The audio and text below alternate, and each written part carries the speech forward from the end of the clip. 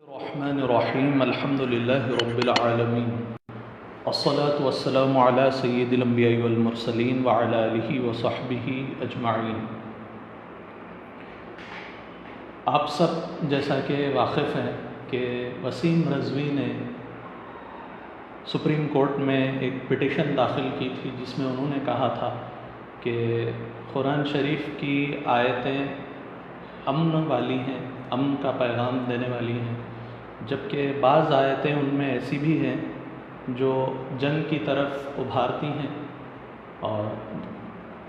Terrorism کو نعوذ باللہ پروموٹ کرتی ہیں، تو لہٰذا ان آیتوں کو نکال دینا چاہیے۔ تو انہوں نے 26 آیتیں ایسی بتلائی تھیں جنہیں جنگ کی طرف پروموٹ کیا گیا تھا، ابھارا گیا تھا۔ تو آج کے ویڈیو میں ان میں سے چند آیتوں پر گفتگو کروں گا اور آپ کو یہ بتلاؤں گا کہ یہ آیتیں جنگ کی طرف ابھارتی تو ہیں، لیکن ان کی بیک گراؤنڈ کیا ہے، کس سچویشن میں جنگ کی طرف ابھارا گیا تھا، کیا وہ سویلینز کے خلاف جنگ کرنے کے لیے ابھارا گیا تھا یا وار سین یا وار فیلڈ اور کمبیٹنٹس کے خلاف وہ آیتیں نازل ہوئی تھیں، اور ان کا بیک گراؤنڈ کیا تھا، تاریخی پس منظر کیا تھا، اور جو قتل کا حکم ان آیتوں میں دیا گیا تھا ان کو نافذ کون کرے گا، ان کو ہیڈ آف دی اسٹیٹ نافذ کرے گا یا کوئی عام سویلین کو اجازت ہوگی۔ تو یہ ساری باتیں میں آج ڈسکس کرنا چاہوں گا۔ تو سب سے پہلے میں آپ کو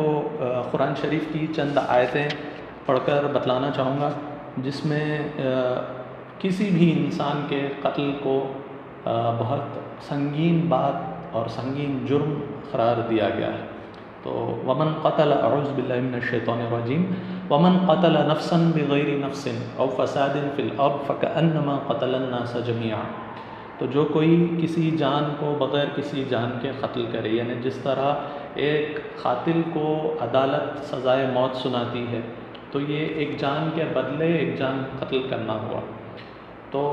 اگر ویسا نہ قتل کرے، یعنی ناحق اگر کوئی کسی کو قتل کرے، او فساد فی الارض، یہ زمین میں فساد پھیلائے، فکأنما قتل الناس جميعا، تو اس نے ساری انسانیت کا قتل کیا۔ تو یہ امن کی طرف بلانے والی قرآن شریف کی آیت ہے۔ وَلَا تَقْتُلُوا النَّفْسَ الَّتِي حَرَّمَ اللَّهُ إِلَّا بِالْحَقِّ، اور کسی جان کو قتل مت کرو جس کا اللہ تعالیٰ نے قتل کرنا حرام کیا، قرار دیا ہے، سوائے حق کے، یعنی جس طرح عدالت کسی کو سزائے موت سناتی ہے وہ ایک ایکسیپشن ہے۔ تو حضرت امام فخر الدین رازی اپنی تفسیر کبیر میں فرماتے ہیں کہ ایک سورہ حج کی آیت نمبر 39 ہے، اس میں یہ فرمایا گیا تھا کہ جو لوگ جن پر ظلم کیا گیا ہے، یعنی جس طرح مسلمانوں پر ظلم کیا گیا تھا، ان کو لڑنے کی اجازت ہے۔ اذن للذین یقاتلون بانہم ظلموا۔ تو حضرت امام فخر الدین رازی یہ فرماتے ہیں کہ یہ آیت قرآن شریف کی 70 آیتوں کے بعد نازل ہوئی تھی، 70 ایسی آیتوں کے بعد نازل ہوئی، یعنی ایسی آیتیں جن میں قتل سے منع کیا گیا تھا۔ قرآن شریف کی 70 آیتیں ایسی تھیں، ان کے بعد یہ آیت نازل ہوئی کہ جن لوگوں پر ظلم کیا گیا ان کو یہ اجازت ہے کہ وہ لڑیں۔ تو یہ آیت قرآن شریف کی حضور اکرم صلی اللہ علیہ وسلم کی مکوی حیات میں نازل ہوئی تھی، یعنی حضور اکرم صلی اللہ علیہ وسلم جب مکے میں تشریف فرما تھے، جب مکے میں رہتے تھے، اس وقت کی آیت ہے۔ تو اس وقت کے حالات یہ تھے کہ حضور اکرم صلی اللہ علیہ وسلم نے جب اپنی نبوت کا اعلان فرمایا تو چند مسلمان آپ کی اتباع میں آپ کے پیچھے آپ پر ایمان لائے اور آپ کے پیچھے چلنے لگے، مسلمان ہو گئے۔ لیکن جو کفار تھے، جو مشرکین تھے مکہ کے، جو نان بلیورز اور جو پولیتھسٹس تھے، انہوں نے مسلمانوں پر ظلم کرنا شروع کر دیا۔ کوئی ان کے گلے میں رسی باندھ کر ان کو کھینچتا تھا مسلمانوں کو، کوئی تپتی ریت پر، ریگستان کی تپتی ریت پر ان کو ڈال دیتا تھا، کوئی پیٹتا تھا۔ اور حضور اکرم صلی اللہ علیہ وسلم جب نماز ادا کرتے تو آپ کے اوپر لا کر گندگی، اوجھڑی ڈال دی جاتی، غلاظت ڈال دی جاتی، اور حضور اکرم صلی اللہ علیہ وسلم جب بازاروں میں گزرتے تو لوگ کفار نے مقرر کر رکھے تھے جو آپ کو دیوانہ کہتے، شاعر ہے کہتے، مجنون ہے کہتے. تو اس طرح کے انہوں نے حضور اکرم صلی اللہ علیہ وسلم اور مسلمانوں پر عذاب اور تکلیفیں مسلط کی، اور 2 سال تک حضور اکرم صلی اللہ علیہ وسلم اور مسلمانوں کا سماجی بائیکاٹ کیا. ان کے ساتھ کوئی بزنس کرنے کی کسی کو اجازت نہیں تھی، ان کے ساتھ کسی کو مل جل کر رہنے کی اجازت نہیں تھی. 2 سال تک کفار نے ان کا بائیکاٹ کیا. تو ایسی سچویشن میں حضور اکرم صلی اللہ علیہ وسلم پر یہ آیت نازل ہوئی، سورہ حج کی آیت نمبر 39، جس میں کہ لڑنے کی اجازت دی جاتی ہے. لیکن حضور اکرم صلی اللہ علیہ وسلم اس وقت نہ مسلمانوں کو ہتھیار اٹھانے کا حکم دیتے ہیں، نہ جنگ کرنے کا حکم دیتے ہیں، اور نہ مسلمانوں کی ایسی سچویشن تھی، نہ ان کی ایسی حالت تھی کہ وہ ہتھیار اٹھا لیں. اس کے باوجود یہ آیت نازل ہوئی. تو اس آیت میں یقاتلون، قاتل یقاتل، مقاتلہ کا جو میننگ ہے وہ صرف ہتھیار اٹھانے یا جنگ کرنے کا نہیں ہے، بلکہ ایک انٹلیکچوئل جنگ بھی ہو سکتی ہے، یعنی ان کے خلاف تدبیر بنانا کہ یہ جو برے حالات ہیں وہ کیسے ٹالے جائیں. اور اسی طرح جو قرآن شریف کی دیگر آیتیں ہیں جن میں جہاد کا جو روٹ ورڈ ہے جاہد یجاہد، وہ روٹ ورڈ بھی آتا ہے. آپ اس کے بعض الفاظ کا میننگ آپ دیکھیں گے تو ان کا میننگ جو ہے ہتھیار اٹھانے کا ہرگز نہیں نکلتا ہے. جیسے میں ابھی آپ کو ایک آیت پڑھ کے سناؤں گا، والذین جاہدوا فینا لنہدینہم سبلنا، کہ جو کوئی ہمارے راستے میں کوشش کرتا ہے، جاہدوا فینا، ہمارے راستے میں اللہ تعالیٰ فرماتا ہے کوشش کرتا ہے، لنہدینہم سبلنا، تو ہم اس کو اپنی راہیں دکھاتے ہیں، اس کی راہ ہم اپنی راہیں اس کو بتلاتے ہیں. تو کیا اب یہاں پر ہتھیار اٹھانے کا میننگ لیا جائے گا؟ ہرگز نہیں، بلکہ یہاں پر کوشش کرنا اللہ تعالیٰ کی راہ میں، یہ مراد لیا جائے گا. تو اب یہ بات تو سمجھ میں آتی ہے کہ مقاتلہ اور جاہدہ یہ جو روٹ ورڈز ہے ان کا میننگ ہرگز لڑائی کرنا، ہتھیار اٹھانا ہر بار میننگ نہیں لیا جا سکتا ہے. تو جیسا کہ میں نے ابھی آپ کو بتلایا کہ حضور اکرم صلی اللہ علیہ وسلم پر مکے والوں نے بہت سارے تکالیف پیش کیے، بہت ساری تکلیفیں دی. تو حضور اکرم صلی اللہ علیہ وسلم نے پھر مدینہ شریف کی طرف ہجرت فرمائی. تو جب حضور اکرم صلی اللہ علیہ وسلم مدینہ شریف جا چکے تو وہاں پر بھی کفار آ کر اپنی شرنگیزی کرنے لگے. تو پھر وہاں پر بھی جو ہے جنگ کی صورتحال بن گئی. تو حضور اکرم صلی اللہ علیہ وسلم نے اپنی ڈیفنس میں وہاں پر جنگیں کی، بہت ساری جنگیں ہوئی، جنگ بدر ہے. تو اس کے بعد ایک موقع ایسا آیا کہ جب کفار کی شرارتیں بہت زیادہ بڑھ گئی تھی تو ایک پیس ٹریٹی سائن کی گئی جس کو صلح حدیبیہ کہتے ہیں، جس میں یہ کہا گیا تھا، یہ ایگریمنٹ کیا گیا تھا کہ 10 سال تک کوئی جنگ نہیں ہوگی. تو بعض اس میں قبیلے حضور اکرم صلی اللہ علیہ وسلم کے ساتھ ہو گئے تھے اور بعض قبیلے کفار کے ساتھ ہو گئے تھے. تو اب چند ہی وقت گزرا تھا کہ کفار نے اس پیس ٹریٹی کو توڑ دیا تھا. تو حضور اکرم صلی اللہ علیہ وسلم نے اس کے ریٹیلیشن میں پھر مکہ فتح مکہ ہوا، یعنی مکہ کو کنکر کر لیا گیا. تو اس کے بعد اب جو آیتیں نازل ہوئی تھی وہ میں آپ کو پڑھ کے سناؤں گا جو فتح مکہ کے بعد کی ہیں. تو پہلی آیت ہے سورہ توبہ کی. سورہ توبہ کی پہلی آیت ہے، اور سورہ توبہ کی 5ویں آیت ہے جو میں یہاں پر پہلی آیت پڑھ رہا ہوں. پہلی جو سیکوینس میں آپ یہاں پر پڑھنے والا ہوں وہ 5ویں آیت ہے. تو اس میں فرمایا گیا فَإِذَا انْسَلَخَ الْأَشْهُرُ الْحُرُمُ فَاقْتُلُوا الْمُشْرِكِينَ حَيْثُ وَجَدتُّمُوهُمْ وَخُذُوهُمْ وَاحْصُرُوهُمْ وَاقْعُدُوا لَهُمْ كُلَّ مَرْصَدٍ. تو پھر جب حرمت والے مہینے نکل جائیں، فَإِذَا انْسَلَخَ الْأَشْهُرُ الْحُرُمُ، جب حرمت والے مہینے نکل جائیں، فَاقْتُلُوا الْمُشْرِكِينَ حَيْثُ وَجَدتُّمُوهُمْ، تو جہاں کہیں تم مشرکین کو پاؤ تو ان کو قتل کرو. تو یہ جب مکہ فتح ہو گیا تھا تو بعض قبیلے والے تھے جنہوں نے پیس ٹریٹی کو توڑا گیا تھا، یہ ان کے فیور میں یہ آیت نازل ہوئی ہے. اور یہ آپ اگر پچھلی اس سے پہلے کی آیت اگر آپ پڑھ لیں تو آپ کو سمجھ میں آ جائے گا کہ یہ پیس ٹریٹی توڑنے والوں کے حق میں یہ آیت نازل ہوئی ہے۔ دیکھیے آپ اس سے پہلے کی آیت میں آپ کو پڑھ کے بتلا رہا ہوں کہ اِلَّا الَّذِينَ عَاهَدتُّم مِّنَ الْمُشْرِكِينَ، مگر وہ مشرک جن سے تمہارا معاہدہ تھا، اِلَّا الَّذِينَ عَاهَدتُّم جن سے تمہارا معاہدہ تھا۔ تو یہاں پر پیس ٹریٹی جو توڑے تھے ان کی بات ہو رہی ہے، اور آگے ایک ایکسیپشن بھی دیا جا رہا ہے، اِلَّا الَّذِينَ عَاهَدتُّم مِّنَ الْمُشْرِكِينَ ثُمَّ لَمْ يَنقُصُوكُمْ شَيْئًا، بعضوں نے پیس ٹریٹی توڑی تھی، بعضوں نے پیس ٹریٹی نہیں توڑی تھی، اور تو اب ان کی بات کی جا رہی ہے جو پیس ٹریٹی نہیں توڑے تھے، پھر انہوں نے تمہارے عہد میں کچھ کمی نہیں کی، ثُمَّ لَمْ يَنقُصُوكُمْ شَيْئًا وَلَمْ يُظَاهِرُوا عَلَيْكُمْ أَحَدًا، اور تمہارے مقابل کسی کو مدد نہ دی، فَأَتِمُّوا إِلَيْهِمْ عَهْدَهُمْ إِلَى مُدَّتِهِمْ، تو تم ان کا عہد پورا کرو، یعنی جو لوگ پیسفل رہے، پیس ٹریٹی کمپلیٹ کیے اپنی، مسلمانوں سے یہ کہا گیا، حضور اکرم صلی اللہ علیہ وسلم سے یہ کہا گیا کہ تم ان کی پیس ٹریٹی کمپلیٹ کرو، اور جو لوگوں نے پیس ٹریٹی توڑ دی ان کے بارے میں آگے آیت میں فرمایا گیا کہ فَإِذَا انْسَلَخَ الْأَشْهُرُ الْحُرُمُ، یہ حرمت والے مہینے 4 مہینے جب گزر جائیں تو فَقْتُلُوا الْمُشْرِكِينَ، تو ان مشرکین کو مارو، قتل کرو جنہوں نے پیس ٹریٹی توڑ دی۔ تو اس کا واقعہ ایکچولی یہ ہے کہ حضرت علی کو حضور اکرم صلی اللہ علیہ وسلم نے ان قبیلے والوں کی طرف بھیجا، اور حضرت علی نے ان پر یہ آیتیں سورہ توبہ کی تلاوت کر کے فرمایا کہ میں رسول اکرم صلی اللہ علیہ وسلم کا تمہاری طرف فرستادہ یعنی بھیجا ہوا ہوں، اور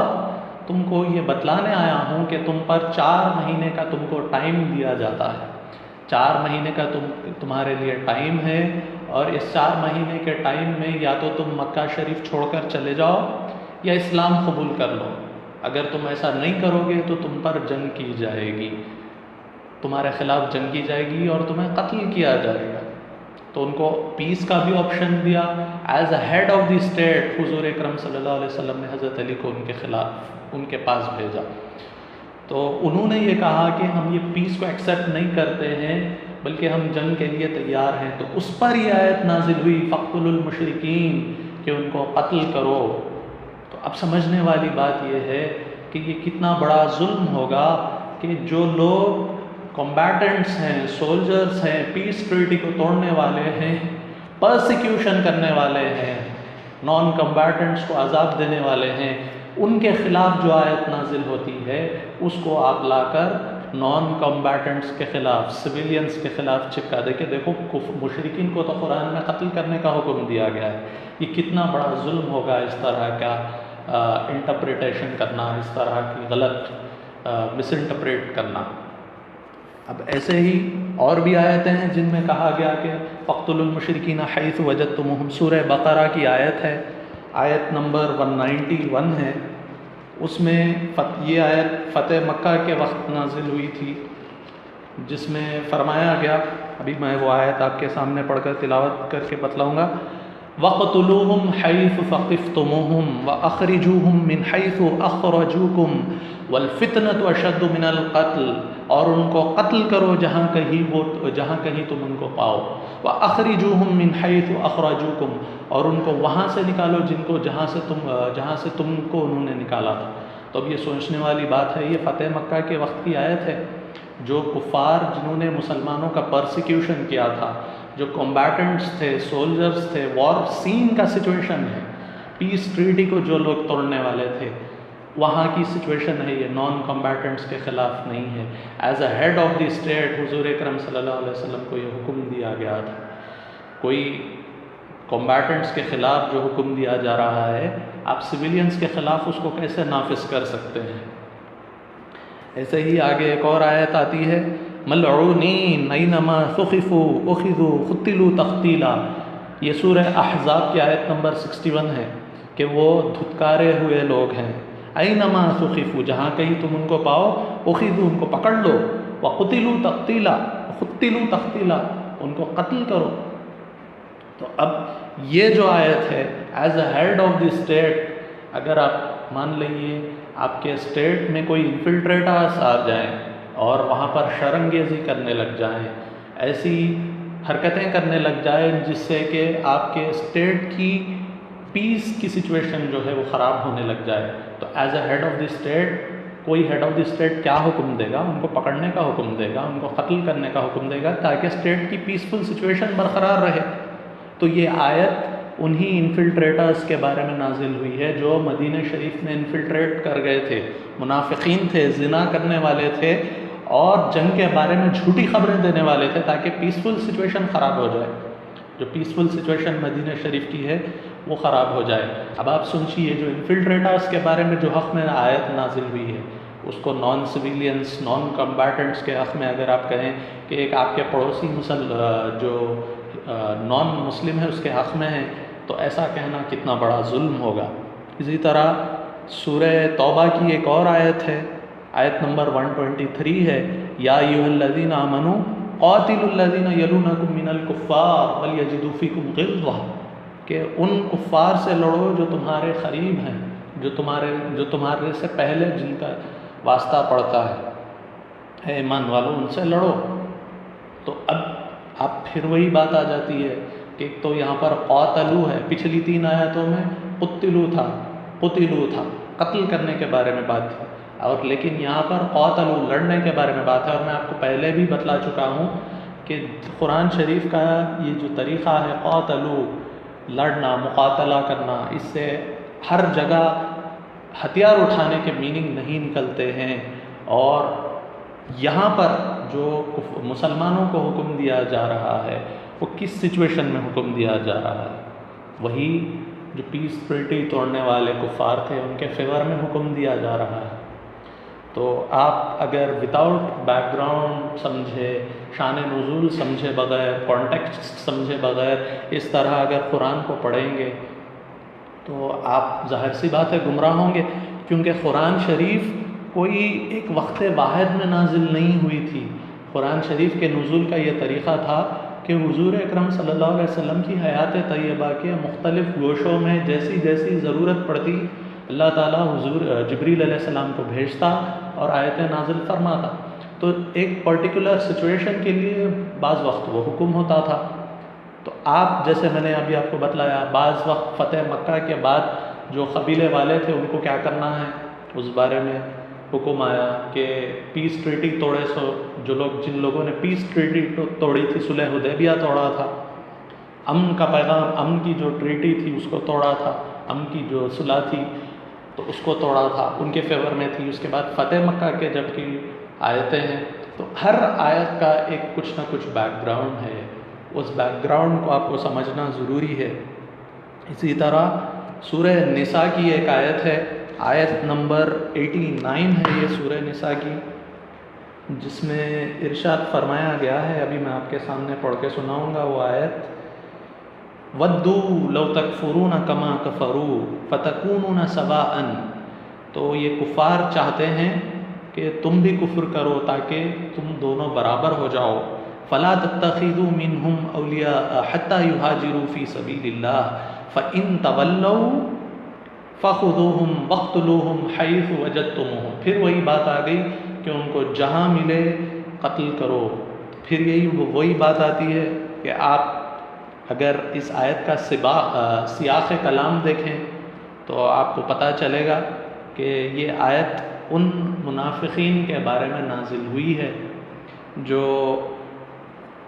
مشرکین سے جا کر مل گئے تھے۔ تو آپ پچھلی اگر آیتیں دیکھیں تو آپ کو بھی پتہ چلے گا، فما لکم فی المنافقین فئتین، بعض منافقین مدینہ شریف میں جو رہتے تھے وہ مکہ شریف کی طرف چلے گئے تھے،